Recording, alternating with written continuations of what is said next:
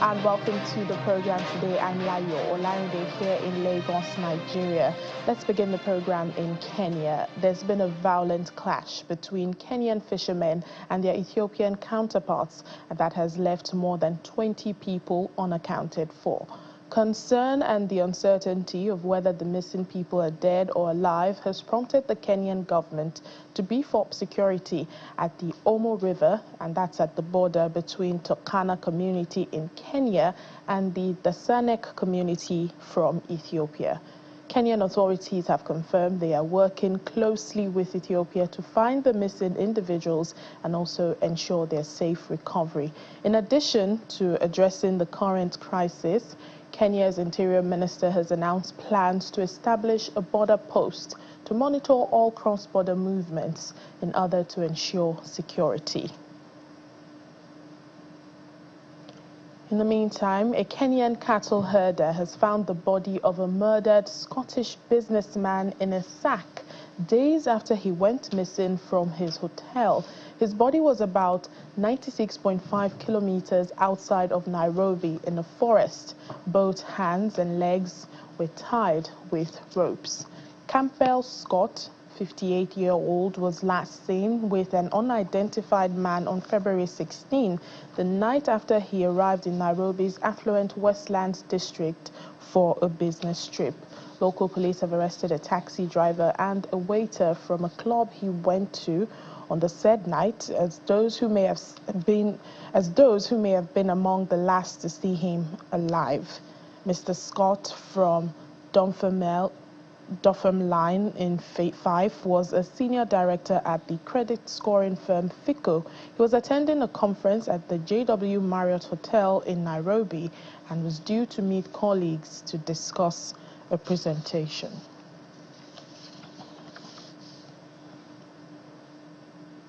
Let's get more on this story to discuss further. We're being joined now by Kenyan journalist Cyrus Ombati from Nairobi, the capital of Kenya. Hello, Cyrus. Thank you for joining us on the program.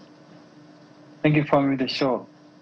Well, we're seeing an unfortunate series of events in Kenya. Have the authorities have they started the search for the missing fishermen, and what methods are being employed?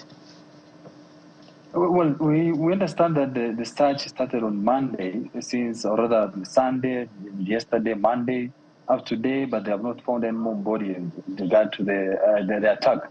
We suspect these bodies drowned after they were shot, because they covered 15 boats, which the fishermen were using. So it means that it's either the bodies were swept down to the Lake Turkana, or they drowned, as we now believe, because these are a tributary joining the lake, and the water there usually is heavy and rather silent but heavy. That's why the fishermen venture there. So the security operators are just hovering around that area where the attack took place in efforts to recover anybody if they can. Well, even as investigations continue, what do we know now about what happened between these fishermen, the Kenyan and Ethiopian fishermen? What was the clash about? Well, this is a common border between Ethiopia and Kenya, and the people who live there are herders and fishermen. That day, the very day on Saturday morning, we understand that there were 3 people from Ethiopia who had been shot and killed by Kenyan herders, or rather fishermen on the other side of Kenya. So the word went around to Ethiopia side that their people had been shot and killed because of either fishing or herding, grazing cows there. So the gunmen from Ethiopia armed themselves and came back for revenge. So that's when they found these fishermen at the river, which is at the border of Ethiopia and Kenya, and opened fire, killing more than 20. Actually, the minister said yesterday there were 22, which they cannot account for. They killed them, and probably they drowned all of them. Then they took away their boats. But the boats were handed over to Kenya yesterday, together with a gun, which was taken from a local security official. So that's basically what happened. It was a retaliatory attack, and here and there. So it's a common issue which happens at the border area. So what form of help now is Ethiopia lending to the Kenyan government in this recovery exercise? And perhaps the border post, is it up and running yet? Well, to say there's no border post per se to say, because that's just a walk in and out area. That's why the minister said yesterday that they're considering constructing a border post area in that region to enable to filter in those who come in and out. The Ethiopian government or the Ethiopian side, they are coming for meetings in Kenya, and Kenya is going for meetings in Ethiopia on a daily basis since then. They are saying that if they cite anybody or anyone who's missing on the other side of Ethiopia, it will be handed over to Kenya. And they are joining in terms of trying to investigate what happened. But there's nothing like arresting those who are responsible for the attack, because they're saying that it was more of a revenge. And in the herding area and the cattle rustling areas, that's more common to happen. All right, Cyrus, let's talk about the Scottish businessman that was found murdered. You know, he's been missing for days. What more can you tell us? Has it been determined why he was targeted? The motive is what everyone is worried about, is sort of concerned, because it has not come out clearly. The people who are behind it, they are not been arrested, because the people who are arrested now is a taxi driver and a hotel worker where Scott was a day before he went missing. This is a club where he went to dine, because that's probably that's where he also met the man he left with, because we understand that he left his hotel JW Marriott, which is about in a Westlands area within Nairobi. Then he went a kilometer away. There's a club where he went at night. He spent there until midnight. He came back. Then the following day, he left now in a taxi with the same man he was with the club to a place called Pipeline or Embakasi, which is almost 13 kilometers away. Since then, the taxi driver says he doesn't know where he went, because he said he dropped him at an apartment with his friends, and they left. Since then, he was never seen. He went missing. His friends tried to look for him in vain until on Saturday, when the body was found tied on the legs and the hands, and then the police said at the scene that he had been strangled. And you know, this man was huge and heavy, so that shows that whoever was behind it must have used more than 2 people to do it. Have we heard any comments from the government on this? Because, you know, this calls to question the safety for people, especially foreigners in Nairobi.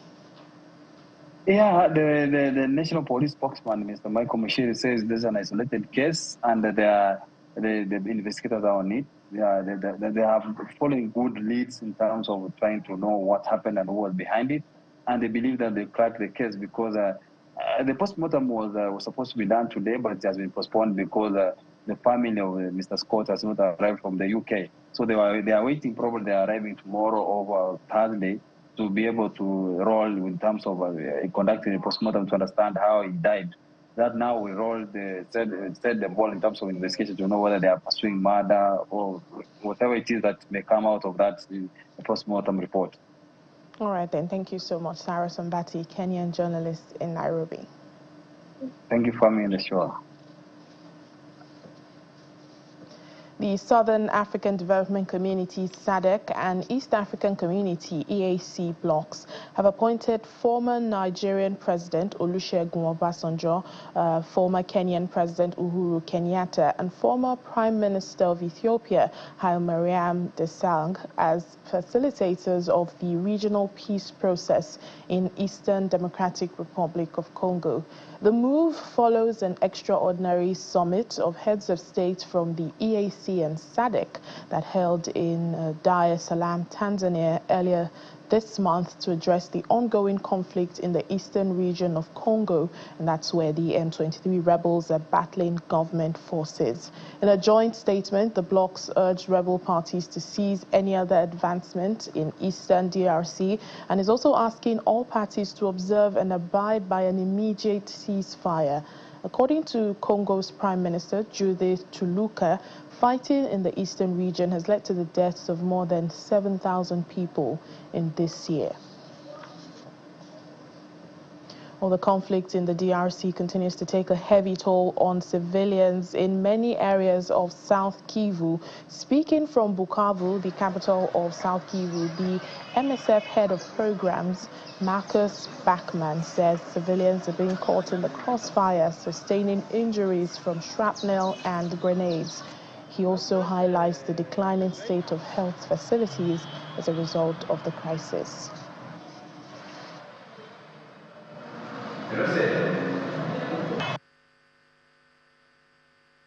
Has been happening in other parts of South Kivu in the past weeks.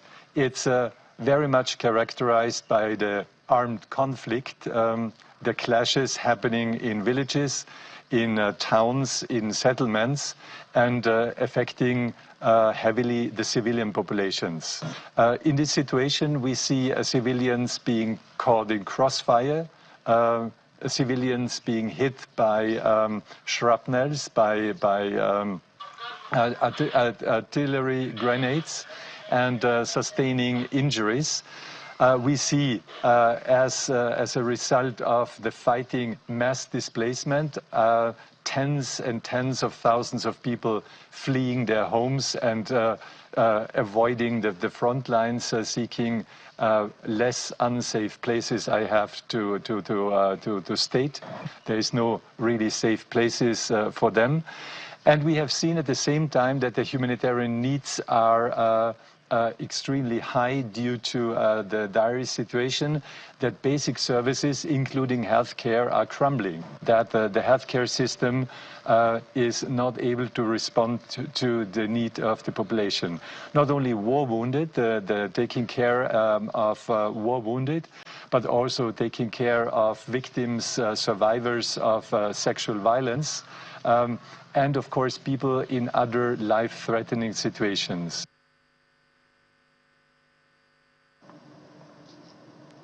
Let's move now to South Sudan, where a new mobile court in Renk, a town in the far north of the country, has brought justice to a place where it has been absent for some time now. In the past 3 weeks, the court, that is supported by the United Nations mission in South Sudan, has heard about 54 cases, some involving inmates who have been detained in prison without trial since 2021.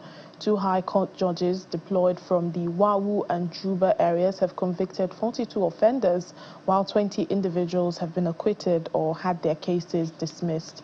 13 convictions related to sexual and gender-based violence, with 10 involving child rape, including 1 3-year-old victim. Now, similar mobile courts deployed in different states of Unity, Western Basel, and Warrap are also helping to change attitudes towards sexual violence and children's rights, and also to instill hope in communities that the fair trials are possible and perpetrators will be held accountable.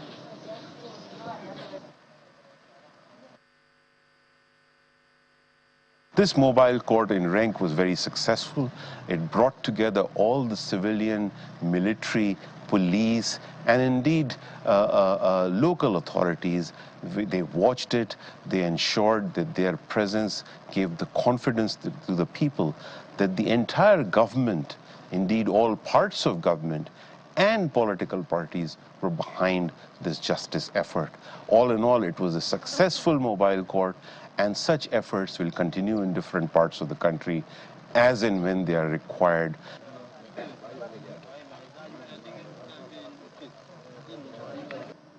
Police in Uganda are investigating the death of a Nigerian professional footballer who allegedly fell from a shopping mall in the capital, Kampala. 29-year-old Abubakar Lawal reportedly fell from a third-floor balcony at the Voicemail shopping arcade, where he had gone to visit a Tanzanian friend. He was taken to the hospital, where he was pronounced dead. According to eyewitness accounts, Mr. Lawal's friend, identified as Omari Neymar, had left him in her room, which is part of the mall building, preparing tea before the incident happened. Abubakar Lawal was a striker playing for local team Vipers Sports Club. Tributes have been flowing in for the footballer, and the Vipers, with whom he had been since July 2022, has expressed its sadness for the untimely passing, describing him as a unique person with a big heart of gold. The club also says he really cared about people and went out of his way to help others. He was incredibly generous.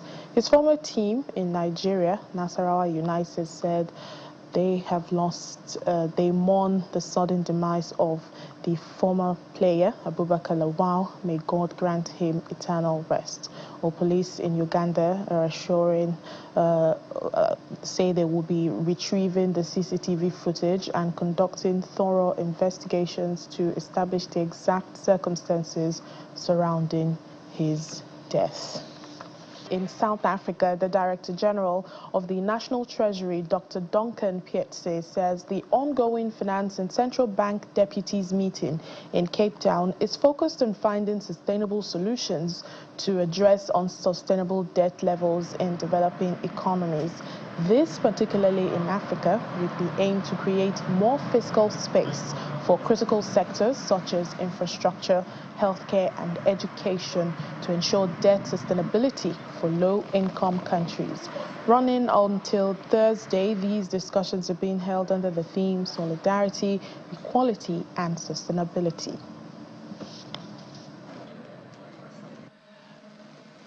As always, we start with a reminder of the themes of our G20 presidency, which are solidarity, equality, and sustainability, and remind ourselves that we will aim to ensure that these themes find resonance in the work of our presidency and will foster and enhance collective action by the G20 and our partners to support not only the South African presidency, but also African countries and other developing countries, including small developing states, in addressing their economic, financial and developmental challenges.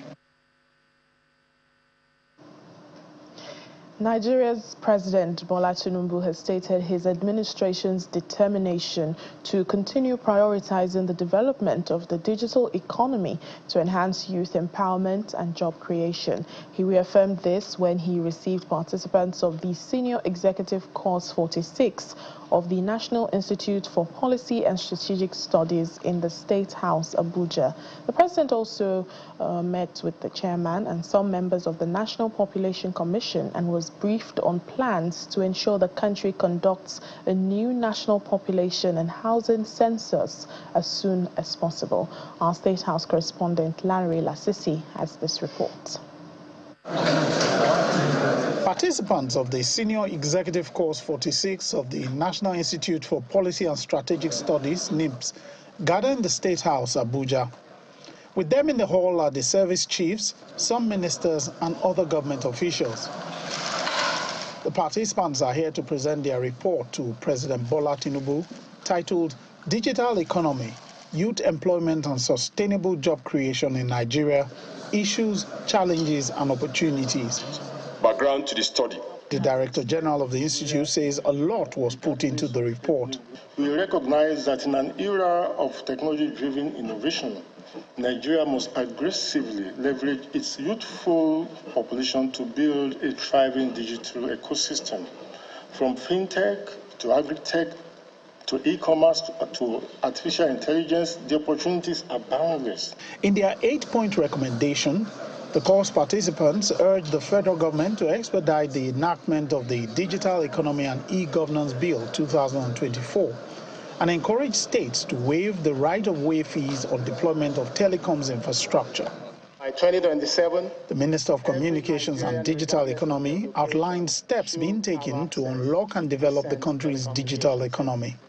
a lot of the points that you've made on the digital economy bill, for instance, which is not being delayed.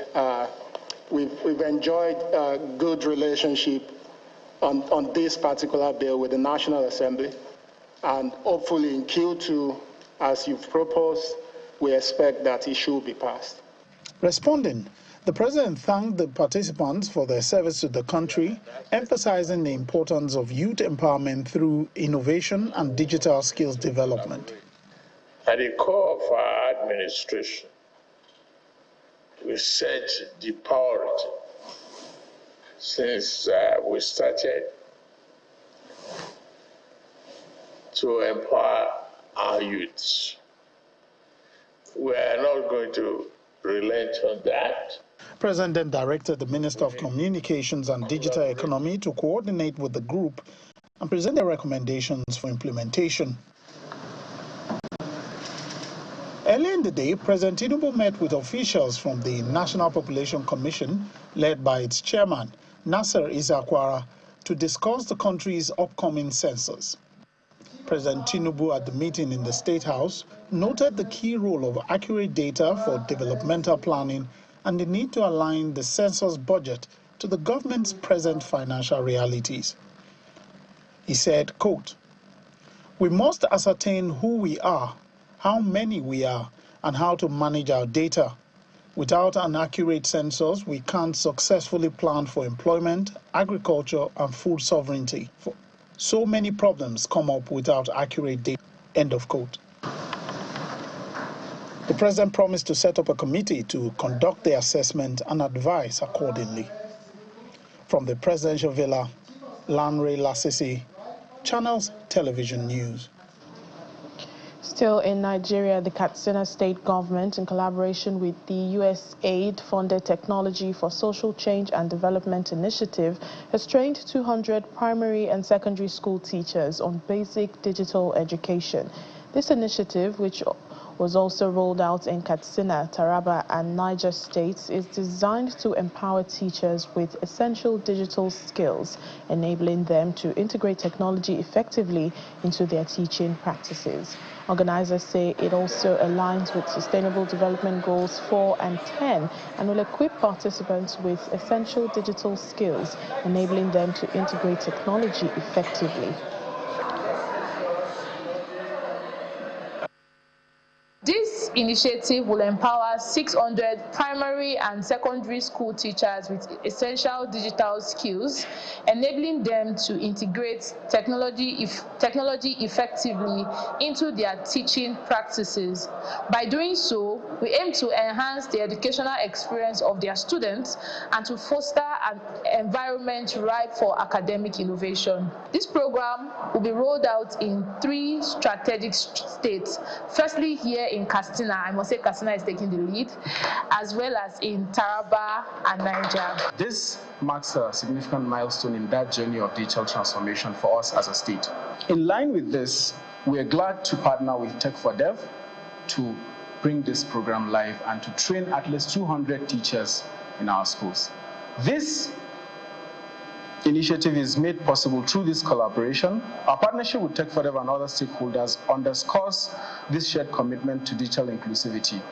Through structured training programs, both online and offline, we will be providing hands-on learning opportunities that cater for teachers across the state, regardless of their prior experience with technology. We also recognize the critical role of educational institutions, community organizations, and private sector partners in making this possible. And finally, on the program, Nigeria's Zuriel Oduwole has been nominated by 3 institutions for the Nobel Peace Prize for 2025. In a congratulatory message, Chairman CEO Nigeria's Diaspora Commission, NIDCOM, Honorable Abike Dabiri-Erewa, says she's delighted at the turn of events that the nomination is not a surprise to her due to the tireless work of Zuriel advocating for girls' education over the last 12 years across Africa and the Caribbean. She also commended Zuriel's peace mediating work between nations in South America and the Middle East. She's expressed optimism that Ms. Oduwole will win the topmost prize, going by her determination, zeal, and enthusiasm for success. While wishing her the very best luck in her endeavors, Mrs. Dabiri-Erewa implored youth to emulate the impactful spirit of Zuriel and shun any acts capable of denigrating the image of Nigeria. The nominations were made on behalf of USC by a professor of clinical education engineering, the University of Missouri, by an emeritus professor of social science, and by a senator of the Federal Republic of Nigeria. We're wishing her all the best. And that's it on the program for today. Thank you so much for watching. I'm Layo Olanri.